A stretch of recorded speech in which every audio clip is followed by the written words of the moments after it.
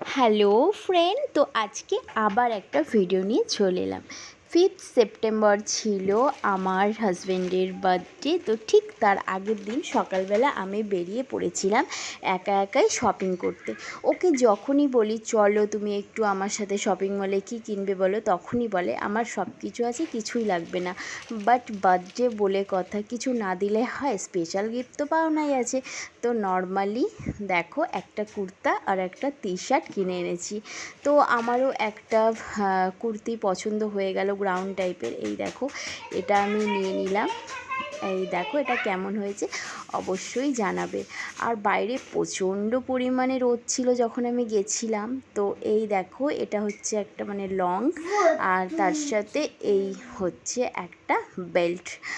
আর সবার নিয়েছি বাবানের বাড়িতে পরার মতন। তো জাস্ট একটা নর্মাল কিছু নিয়ে নিলাম।